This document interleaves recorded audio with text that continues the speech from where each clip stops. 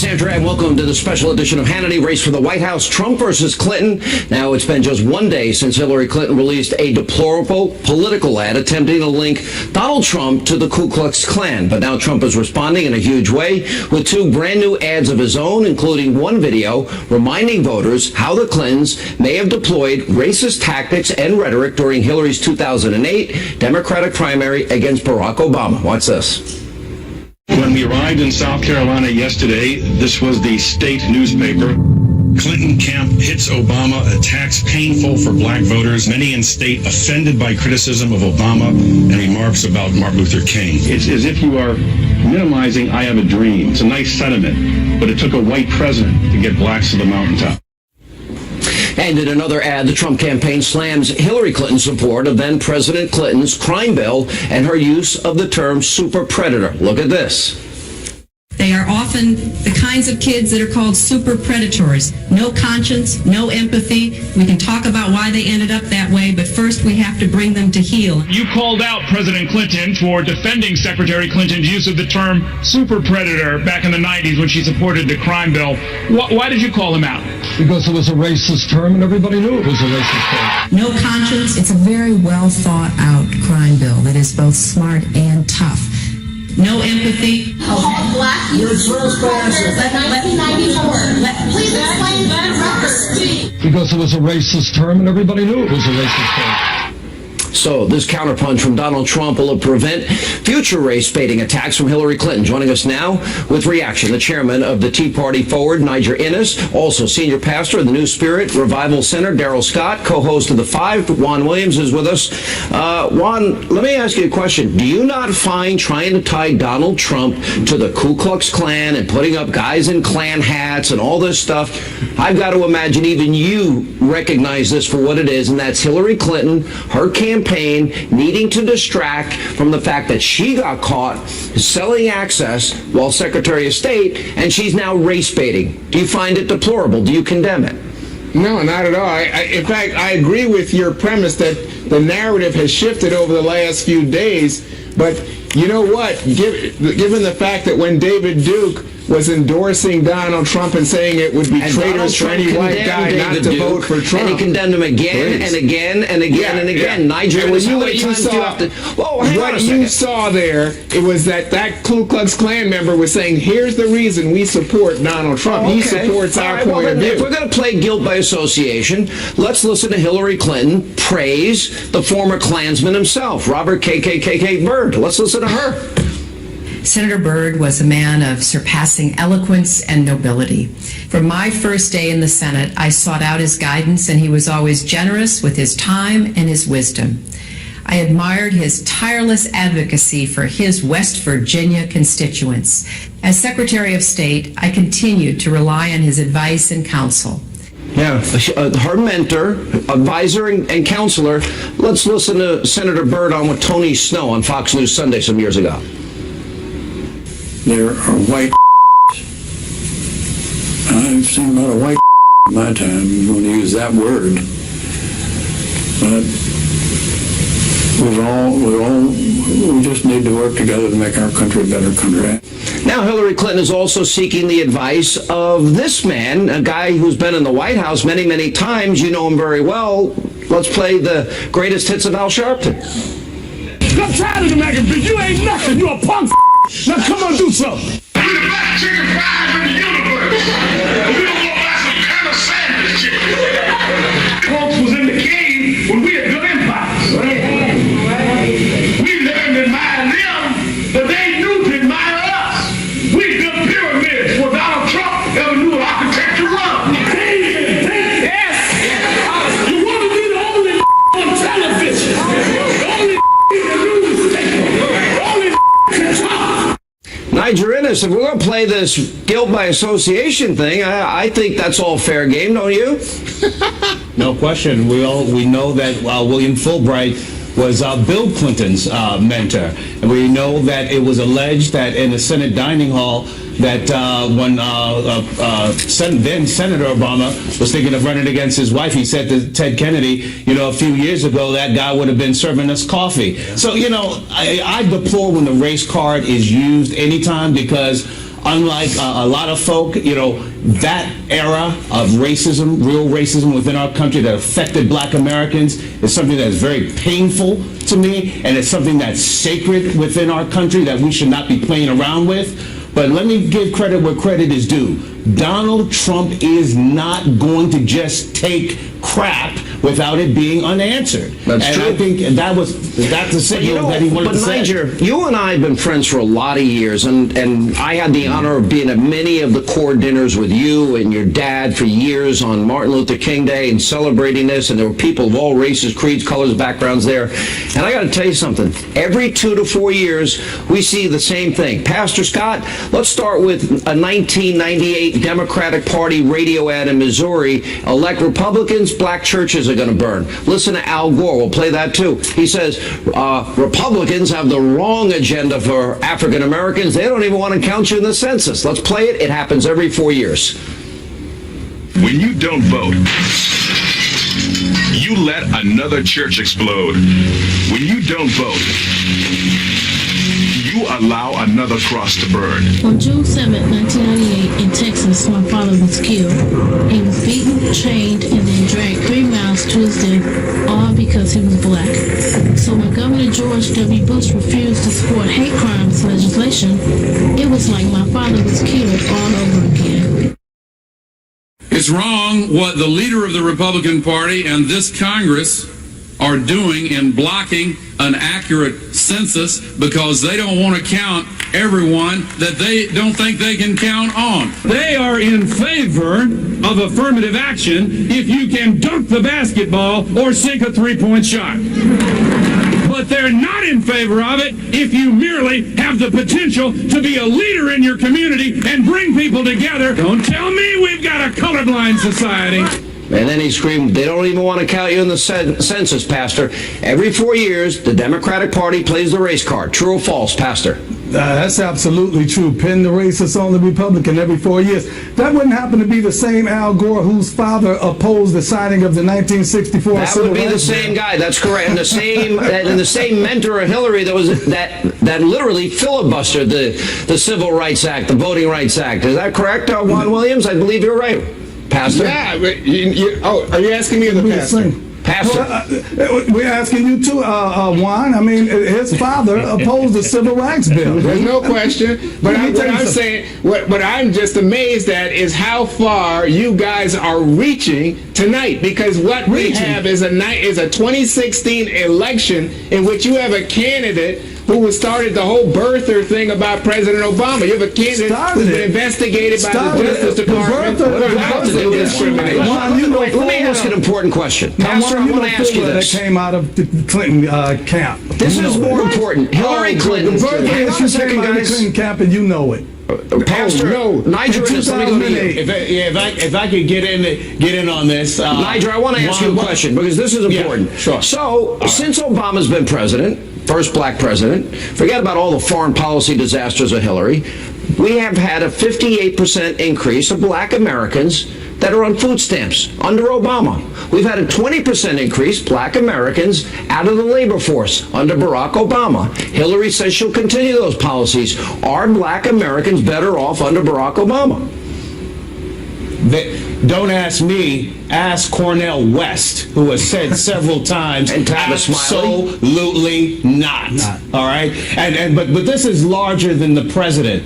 We're talking about 50 years of a political Berlin Wall within black America that has to be shattered. And the fear that the Democratic Party has is that Donald Trump has the attitude and the will, and he will do what it takes to win this election and to break down that wall. Donald Trump's outreach to African Americans is so effective that it brought Hillary out of hiding. I mean, there was a hashtag, where's Hillary? But she fears that Donald Trump's outreach and the statements that he's been making towards African Americans about how he can improve the quality of life for a number of African Americans, it struck a nerve with her campaign, and they told her, you have to do something. So she went on TV, she opened up a pickle jar to prove that she's healthy. There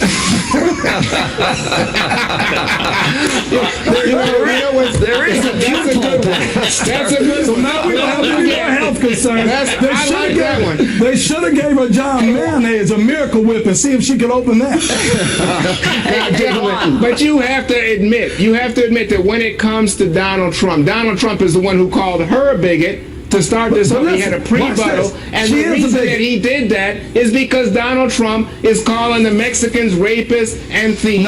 He's saying that black people are responsible for most of the murders. You're mischaracterizing that on purpose. Don't be inaccurate on purpose. You're purposely mischaracterizing it. There have been people, illegal immigrants, that have committed murders, committed rapes. Excuse me. I interviewed these two parents. Let me get in here, Sean. Niger, go ahead. Yeah.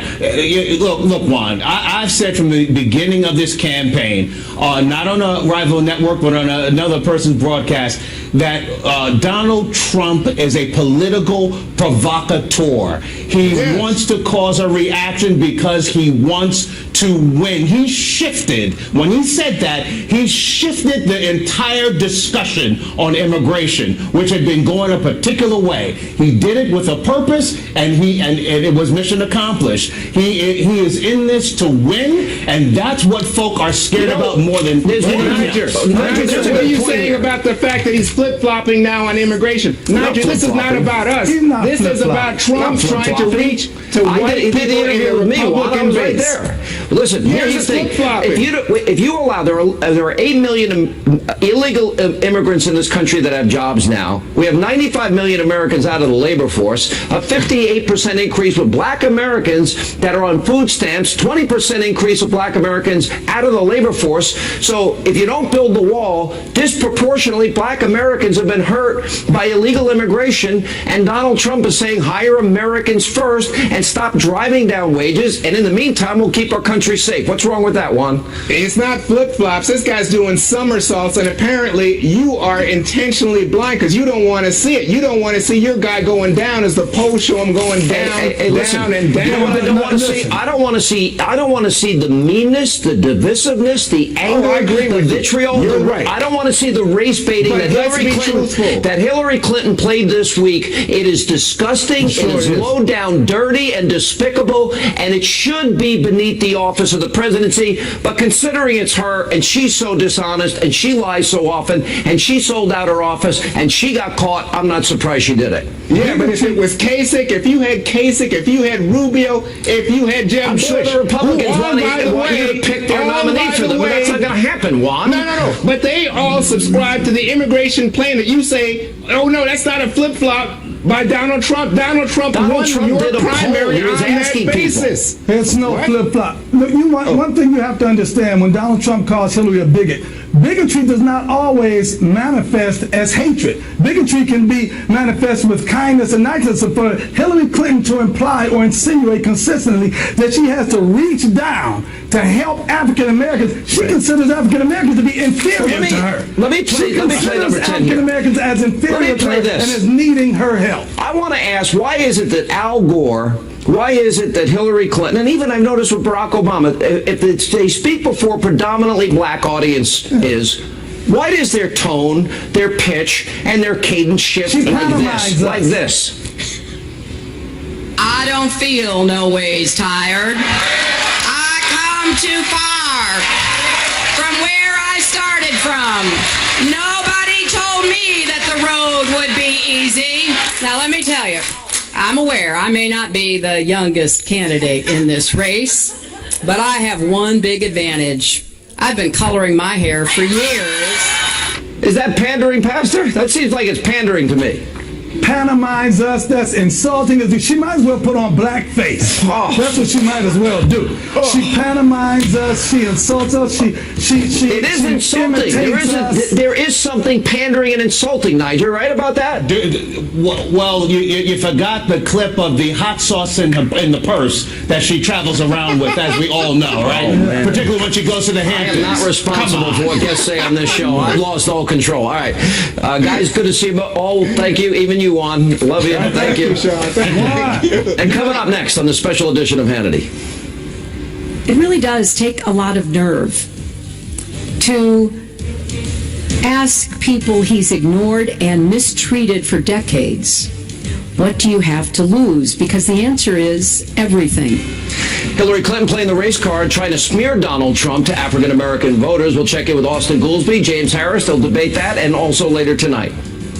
My work as Secretary of State was not influenced by any outside forces. I made policy decisions based on what I thought was right. Hillary claiming she was not influenced by the Clinton Foundation donors while serving as Secretary of State, despite growing evidence day by day that, in fact, she did sell access and she did benefit financially. That and more as this edition of Hannity continues. And warned American voters this. Watch. He doesn't see the success of black leaders in every field, the vibrancy of black-owned businesses, the strength of the black church. He doesn't see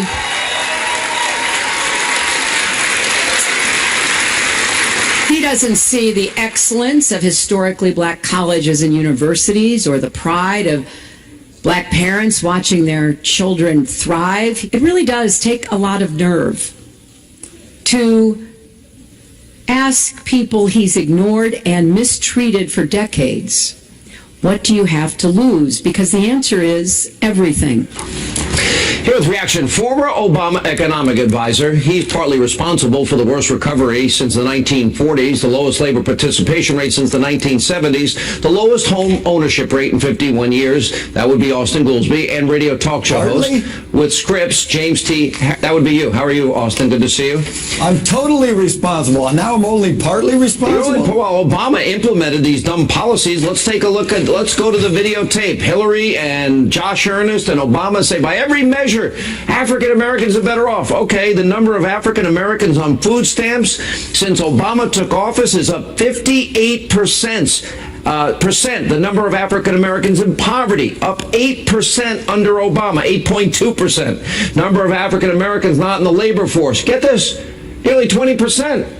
Under Obama. Home ownership rate for black Americans down 4.6%. Median household income is lower for African Americans under Obama. And by the way, that doesn't even count the $4,100 on average increase in health care because people didn't keep their doctors, their plans, or save money like the president said they would. So, Austin, I'm sure you're going to say black Americans are better off. What statistics do you cite? Well, I'm going to tell you two statistics. One, you're kind of all over the map there. You got to. No, that's 8 years of focus. 8 years of Obama. Black you're Americans taking are 8 years. In all those categories. Now, hold on. We'll take any category you want. Let's start with food stamps. 58% increase. The first term. Now, wait. You got to let me give you any statistics before you interrupt me. From 2008 to 2012, we had a horrible recession. The number of people on food stamps skyrocketed. In the last 5 years, the number of people on food stamps has been falling significantly. It's come down 4.5 million Still since 58% increase. 2012. 58% increase. It has fallen dramatically in the last 5 years, and that is why. Oh, so we should only count the years of Obama that you want to count, and we'll forget the other years. Okay, James Harris, let me go to you. We can argue about term one, but in term two, we can agree it's been getting a lot better. James, in the history of the United States, to never reach 3% GDP growth. Obama will accumulate more debt in his 8 years as president than all 43 presidents before him combined. I know Austin doesn't want to look at how bad it's been in the last 8 years, but we have 1 in 5 American families without a single family member working. We have young men 18 to 34, 1 in 6 are incarcerated or out of the labor force living with mommy and daddy. Now, Austin can say, don't count this year and that year, but if it's the worst recovery since the 1940s, I think that pretty much says it all. I agree with you, and I also have to say that these policies that have been in place for the better part of 50, 60 years have been detrimental to the black family, particularly, and to the nation's families in general. And this is what is so brilliant about Donald Trump saying, what do you have to lose? Because it doesn't make a difference if you talk about the last 8 years or you talk about the last 50 years. These policies have been in place, and they have devastated our inner cities, and they have devastated our economy. You know, there was a Pew poll that came out, and Donald Trump wasn't a big number, but he had 14.6% of the African-American vote. That is higher than the last 8 Republican presidents. Barack Obama got literally 93% of the vote in 2012 from the black community. Do you think that changes, James? Well, as I told you last time I was with you, Sean, if Donald Trump continues to talk about these particular issues, what these policies, the impact that they have had on inner cities, if they talk about the impact that it's had on families, I think that he can peel off enough to cause problems. And just look at how the Democrats, how Hillary Clinton's camp have been reacting in the last week. They are certainly spooked by this because he is finally speaking truth to people who have been disenfranchised by these Democrat policies for decades. Let me ask you, Austin Goolby, just on three things. Obama said that $9 trillion in debt, we're taking a credit card to the Bank of China in the name of our kids, and we're running up this debt. It's irresponsible, he said. It's unpatriotic. How do you explain that he has accumulated more debt than all 43 presidents before him combined? He's the only president never to get 3% GDP growth. And how do you explain the worst recovery since the 1940s? Okay, let's work backwards. It's not the worst recovery since the 1940s. It actually is, yeah. It has been a tortoise recovery, not a hare recovery. Normally in recoveries, you come booming back and then you go back into recession. It's a business cycle. This one never got the big, fast upturn, but it has now been the longest string of private sector job creation. More debt than all presidents before him combined. Okay, so then let's address the debt. How did that happen? That's Bush's fault, right? In the first term, when we have a horrible recession, the deficit explodes. Since that first term, the deficit has come down more than it has ever come down, and it's actually below what it was as a share of the economy under the Bush administration. Excuse me, there has never been, the worst year of George Bush's debt was about $450 billion. This man will accumulate more debt than every other president before him combined. He's been president 8 years, and you're still talking about Bush. Sean, when does the buck stop with Obama? He hasn't even got 3% GDP growth. The only president in history that never reached 3% GDP growth in a year.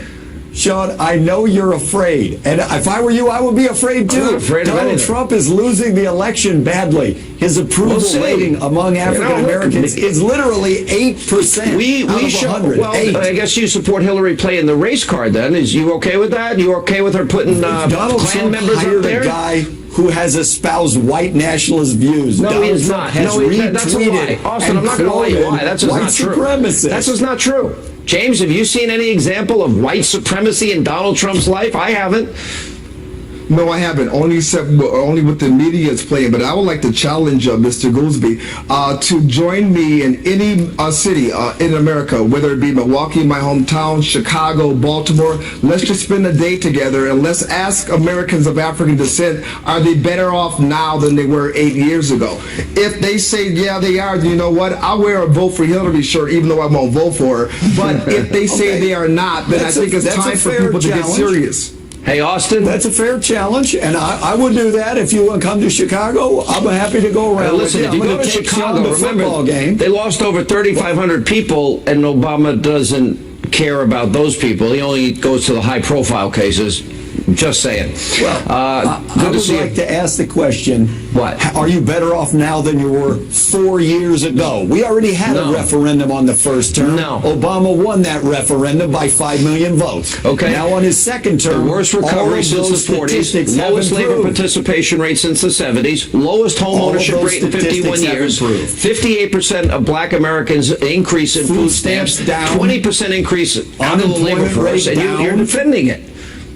You keep trying to include the recession in the first 2 years of the administration. All of Obama's years. He's the only president that we need to extrapolate out years of his presidency to justify your insanity. Let us say we could agree that there were mistakes in the first 2 years. Do you not think it's relevant that for 5 years all of those statistics have been improved? Repeat after me, Austin. Obama economic failure. Obama economic success. There was no depression, and even you have to admit that that was an achievement. It feels like a depression when you have the lowest labor, when you have 95 million Americans out of the labor force. It feels like a depression to the 50 million people, the 50 million Americans in poverty. It feels like a depression to the 46 million Americans on food stamps. Easy for you to say that sitting there in your Booth School of Economics, telling us it's great, but it sucks for so many people. Sean, You got a lot more go. assets than I have. God bless you all. Coming up next on the special edition of Hannity. My work as Secretary of State was not influenced by any outside forces. I made policy decisions based on what I thought was right. Hillary Clinton brushing aside the close ties between her family foundation and the State Department, despite numerous reports of paying for access. Charlie Hurt, David Limbaugh are next, and then later a fallout over a New York Post report about Clinton aide Uma Abedin's ties to an radical Islamic publication, and Hillary's 2010 speech in Saudi Arabia, where she allegedly defended the deplorable treatment of women by the Saudis. That and more tonight on Hannity. Welcome back to this special edition of Hannity. Now, race for the White House, Trump versus Clinton. Earlier today, Hillary Clinton defended herself and her family foundation after numerous reports of this pay-to-play scheme, or bribery, or blackmail, or buying access. Call it whatever you want. Take a look. Are you certain that there are no emails or foundation ties to foreign entities that will be revealed that could perhaps permanently impact your presidential prospects? Mika, I am sure my work as Secretary of State was not influenced by any outside forces. I made policy decisions based on what I thought was right. So while Clinton is trying to spin her ongoing scandals, Congressman Trey Gowdy revealed some pretty shocking information about Hillary's missing emails yet again. Take a look.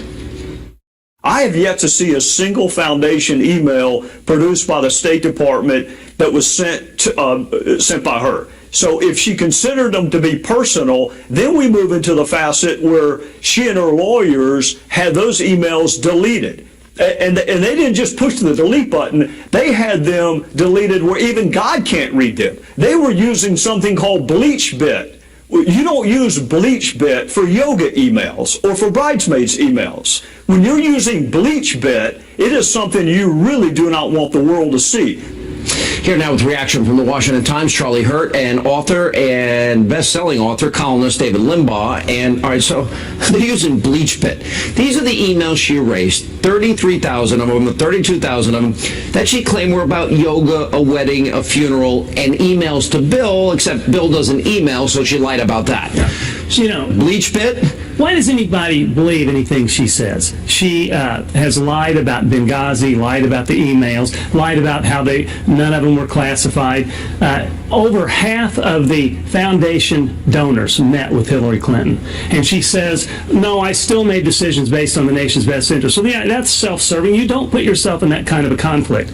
There is no way there wasn't pay for play with Hillary Clinton and Bill Clinton. A lot of people maybe don't know what paid for play means. In other words, so of the 150 some odd civilians that got access to her as Secretary of State, more than half donated to the Clinton Foundation or promised money to the Clinton Foundation. So if you donate money, you get access, pay to play, and some of those people were given contacts so they could make even more money and then kick it back to the Clintons. Yeah, and do you think anybody would pay those kind of speech fees when they're not going to get anything in return unless they get something from the government in return? What do they expect? I've never seen anybody sell, and this drives me nuts about the anti-Trump people.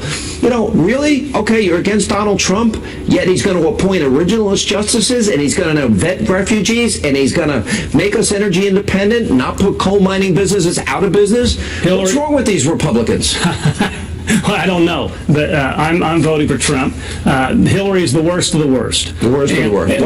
Why don't they say that? Why don't they talk about the Bahrain crown prince who donated $32 million to the Clinton Global Initiative, right, and $150 to the Clinton Foundation after he had access to Hillary. Yeah, and that's unbelievable. So he goes through the Clinton Foundation. This guy Doug Bang or whatever his name is, who's running the Clinton Foundation, Charlie, and they can't get access. But lo and behold, he gets in touch with them right into Hillary Clinton's office. Now, you don't donate, you don't get access. Yeah, there's no way of looking at this as anything but a shakedown scheme, and they've been running it for. And I love how they're now saying that, well, if Hillary Clinton gets elected president, then we'll step down from the board. Even that sounds almost like it's a bribe, like it's like sort of like pressuring voters to vote for her. Is this why Hillary's playing the race card this week? I think without a doubt. I think that a big part of it is that Democrats who have learned that they lie, the Clintons lie about everything. You cannot believe a word that they say. That even Democrats are really worried about all the other emails that are going to come out. Because no matter how much the Clintons lie, those emails do not lie. You can't, they can attack the messenger and they can attack Julian Assange, but they cannot refute the facts, the black and white of what these email deals are. Is that why she's playing the race card now? Absolutely, and she's scared. She knows what Assange knows, obviously, because she knows what's on those emails, and he wouldn't be saying there was some big October surprise. I was watching him on Fox and Friends this morning. He was clear. There's a lot more to come. And it's the same Clinton MO. There's nothing to see here. The private activity has nothing to do with the public, our work in public office, and I can't be responsible for your perception. That's what Clinton's saying. We got to take a break. Yeah. But anyway, good to see you. Welcome to New York. Thank you. We never get to see you here. All right, coming up next on the special edition of Hannity, new controversy over the New York Post's explosive report about Clinton aide Uma Abedin and her ties to Radical Muslim Journal, and also Hillary's 2010 speech in Saudi Arabia where she reportedly defended the mistreatment of women by the Saudis. We've got it all covered straight ahead tonight on Hannity.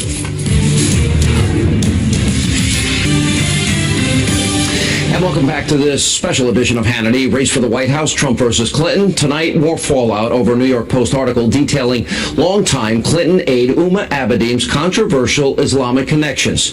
Now, in 2010, according to the Post, Abedin, who was raised in Saudi Arabia, quote, arranged for then Secretary of State Hillary Clinton to speak alongside her hijab-wearing mother at an all-girls college in Jeddah, Saudi Arabia. Now, the Post continues that at no point in a long visit there, which included a question and answer session, did the so-called champion of women's rights protest the human rights violations that Saudi Arabian women suffer under Sharia laws that Abedin's mother actively promotes. Now, the Post goes on to report that Hillary Clinton, quote, also assured the audience of burqa-clad girls that not all American girls go around in bikini bathing suits. They work in burkinis. What do they call those things in France that were up in the news this week? Joining us now with reaction, Fox News contributor Mercedes Schlapp, Fox News contributors and former Clinton pollster Doug Schoen, and he is with The Hill media reporter Joe Concha. Thank you all for being with us. Mercedes, I'm trying to understand this. She goes to Saudi Arabia. Women are oppressed. They can't drive. They're told how to dress. They can't leave the country without a man's permission. They can't go to work or school without a man's permission. Gays and lesbians are killed. Christians and Jews can't worship as they want. So they persecute women, gays, lesbians, Christians, and Jews, and she takes money from them and never criticizes them. If that was Donald Trump, it would be game over, wouldn't it? Oh, absolutely. I mean, how many times, Sean, have you heard the phrase from Hillary Clinton, women's rights are human rights? And I don't think that was a phrase she used while she was giving her speech in Saudi Arabia to these Muslim women. I think that it is very clear that Hillary Clinton says one thing and acts in a different way. And one of these components that you clearly see is with the Clinton Foundation, where they accept tens of millions of dollars from Saudi Arabia, where as you mentioned, it's oppressive to women. And more than that is the fact that Abedin's mom, Uma Abedin's mom, is one who is this editor-in-chief of this journal that's very much focused on Sharia law, which is anti-American, anti-woman, anti-gay. Well, and the fact that she's associated that, though. That's right. Let me throw this to Joe. She, when there with the mother, Joe, literally said that Americans must do better at getting past, quote, the stereotypes and mischaracterization of Saudi women as oppressed. Well, I want to focus She's bought, paid, and sold to the Saudis, and she'll accept any bigotry or misogyny, clearly, for money. So I'd like to talk to Uma Abedin about this, Sean, but she doesn't do many interviews. I looked it up. She's done 2 interviews this entire year. Let me guess, Rachel Maddow. Not quite, no. Oh, okay, 2 weeks ago with Vogue magazine, and then back in May, not with the publication, but with the FBI. Those are the only 2 times she's done interviews this year. So if you want to go to the source to see exactly what happened with Huma Abedin, you're not going to get it directly from her. What about her 12 years that she was a part of this controversial magazine that, had, let's put up on the screen here, where the magazine that her mother and brother and sister also worked out as well, where they argued against female empowerment. We'll put it up on a split screen here, where the same magazine pointed out that they rationalized domestic abuse. We'll put that up there. Also that the mother blamed 9/11 on American injustices committed in the Middle East. Her name was on all of that. And she is the closest person to the Secretary of State? And could be White House Chief of Staff if Hillary Clinton wins. If you look at the masthead, and this is the Journal of Minority Affairs, she is listed as Associated Editor. The Associated Editor, the definition of, is to prepare written material for publication. But Nick Merrill, the campaign spokesman for the Clinton campaign, says she did not play a role in editing at the publication. So if she's listed as an Associate Editor and she's not editing, then what exactly was her job there? Again, they can't go to the source about it. Doug, you and I often agree on issues involving radical Islam. We do. And I would think, looking at this controversy involving Huma should be fired, correct? I would say the following. Well, should she be fired? That's my question. She certainly shouldn't be making Middle East policy. But we need the Saudis, we need the Egyptians, and we need, Sean, most important, Israel. So how is because they are a bulwark against Iran. Iran. No bigger defender of Israel than yours truly, and you know that. That's why I'm saying this, because we agree. How does she take money from, isn't it kind of blood money when they kill gays and lesbians? Isn't it kind of blood money when she says we've got to get past the stereotypes and mischaracterizations it's a of Saudi mistaken women? wrong. Wait a minute. She can't be the champion of women's rights and take monies from the Saudis. I want her to be the champion of America and our interests in the Middle East, where war can happen if we don't resist Iran. We need the Saudis. Doug, you need to become a Trump supporter if you want them to be the champion of America. That's for Can I tell certain. you, But she's here's the more deal. assertive With the Clintons, she is more assertive than Donald Trump. She doesn't have an America first policy, Mercedes. Didn't she sell out her principles for money to the Clinton Foundation?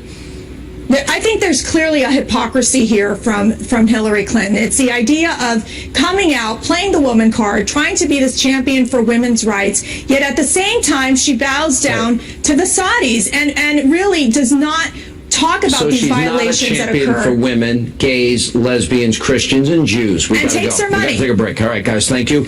Coming up on the special edition of Hannity, we're going to show you part of Ainsley Earhart's interview with Eric Trump and his wife, and she'll join us in studio as we continue.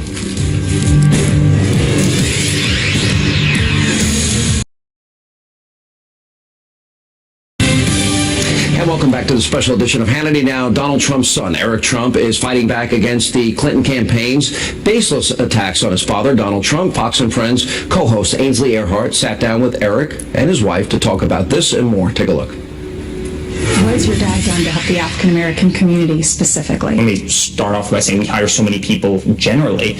But my father hires so many African Americans. We hire so many Latinos and Hispanics. He's always been the person to sign the front of a check. He's never been the person to sign the back of a check. And I think that's very different than the career politicians that you see in Washington, D.C., who's always lived off the government and always profited from the government.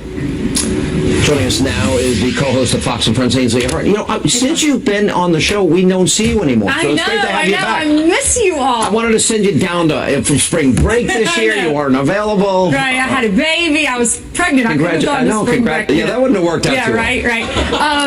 Thanks so much. Yeah, it's fun. I feel like I didn't mean home. it that way. I mean, it would be harder for you. I know what you mean. Right. So anyway, I sat down with Eric Trump before we interviewed Eric and his wife, and I'll talk about that in just a minute. But he did say, when we asked him the questions about the African American community, he said, if you look at the stats and what President Obama has done for the African American community, it hasn't been good. He said 58% increase in black Americans on food stamps, 20% increase in black Americans out of the labor force. Those are huge numbers. That's since Obama's been president. There was a Pew poll that shows he's doing better with black Americans, 14.6%, not that high, but better than the last 8 Republican presidential candidates. Is he making inroads? Is that why Hillary used this racial attack? I don't know. Well, he sat down and had that roundtable discussion with minorities and with the African American leaders in our country. That apparently went very well. I interviewed one of the ladies who was at that at that meeting, and she said he wanted to listen to them, hear what needs to change within the African American community. He really wants to get out there and make some changes. He says by 2020 he's going to have 95% of. All right, who's more difficult to deal with in the morning, Brian or Steve? I'm just trying to cause a little trouble. I know. By the way, we were at the rally with you In at Austin. Town Hall, and Yeah. that message that you said for Brian and Steve, we actually aired it on the morning show. Oh, did you? were probably sleeping. Yeah. But by the way, if you want to watch the full interview with Eric and his wife, go to our website. It's foxandfriends.com. All right, Ainsley, thanks so much. Great work this election year, too. Thank you. And coming up, very important question of the day. We need. All right, time for our question of the day. And in light of the New York Post report, are you concerned about Hillary's association with Huma Abedin and her mother? Go to Facebook.com/Sean Hannity at Sean Hannity on Twitter. That's all the time we have left. Ainsley's going to catch the football. Have a great weekend. See you Monday.